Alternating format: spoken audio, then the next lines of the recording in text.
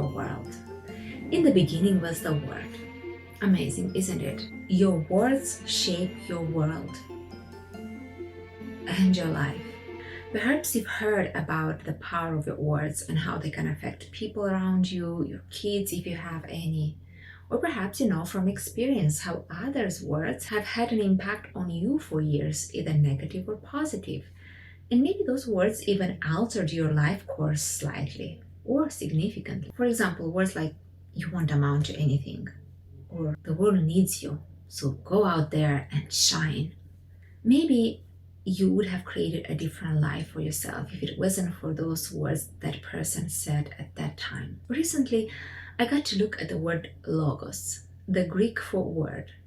Logos, according to Britannica, translates as word, reason, plan. In ancient Greek philosophy and early Christian theology, logos was the word used to describe the divine reason that gives the world form and meaning. Wow! I was struck by this idea. I thought about how our words shape our world and thought in such a powerful way. How we create our world in almost the same divine and miraculous manner. Suddenly, the fight for the freedom of speech gains so much more significance and makes so much more sense. Beneath our words, though, lies the way we see our world. In a conversation, you learn about how one sees things and it becomes clear why they live the way they live. So you've perhaps heard about mindset and beliefs and reframing them in order to see a change. The amazing thing is how you see and how you speak have a mutual effect on each other. How you speak about yourself will start to bring a significant change to how you view yourself. So how about we test this now? Take a moment and notice how you present yourself, how you introduce yourself. Then focus on what do you feel deep down when you present yourself that way. Is it the joy of who you are? Is it nervousness, fear of being seen? Is it pride, confidence? Or is it this snobbish type of pride? Just observe it. Because that is how you see yourself.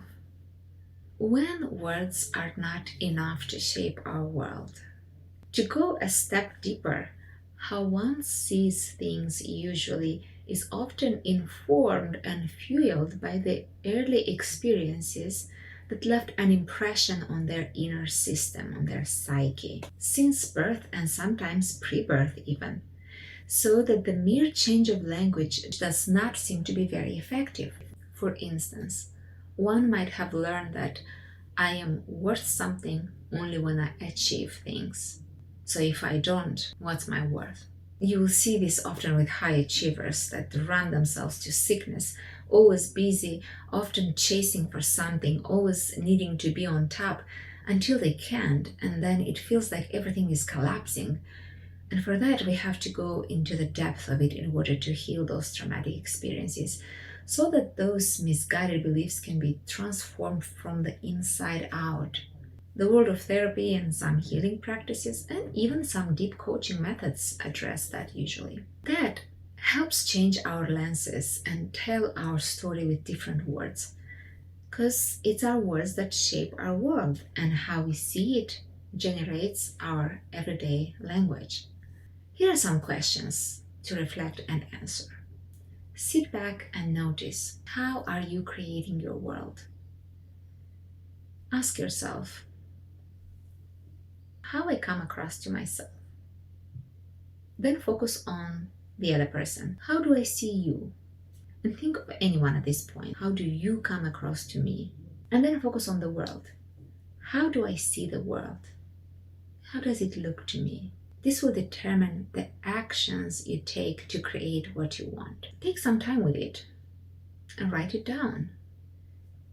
And the final question is, moving to the create part. What do you want to create in your world next? And what needs to change in order for you to do that? Write it down. Make a daily practice of it. Write it and place it somewhere where you can see it. Take it seriously. Remember, you only live once, and now is your chance. And let me know what you think, how you create your world. If you find this useful, please share and subscribe for more. Take care. Don't give up on you.